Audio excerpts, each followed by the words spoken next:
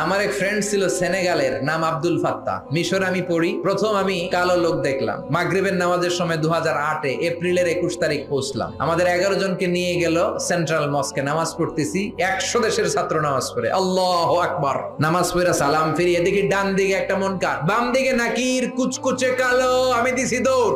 আমাকে যারা রিসিভ করেছে বলল, ভাই মিজান দৌড়াও কেন? আমি কই এরা কারা? কই এরাই তোমার বন্ধু।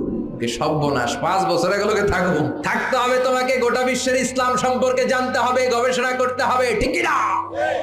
মিশতে শুরু করলাম কালোদের সাথে। কুসকুসে কালো, অনেক লম্বা, চুলগুলো এরকম বুটি বুটি হয়ে থাকে আর গুটি গুটি হয়ে থাকে। আজীবন খবরে দেখতাম, ওই যে নেলসন ম্যান্ডেলারে দেখতাম খবরে, এটিএন বাংলার খবরে দেখা যেত আফ্রিকার মানুষ। এবার সরাসরি দেখতেছি। এই ফাত্তা আমার পাশের রুমে থাকতো, তার পাশে থাকতো চাইনিজ, এরপরে পাকিস্তানি। তো এই ফাত্তা আমার রুমে ছিল ফ্রিজ, ওর রুমে ফ্রিজ নাই। ও পানি নেওয়ার জন্য, ঠান্ডা পানি নেওয়ার জন্য আমার রুমে আসতো। আমি ভয়ে ভয়ে ওর বোতল লয়ে দরজা আটকায় দিতাম। প্রথম দিকে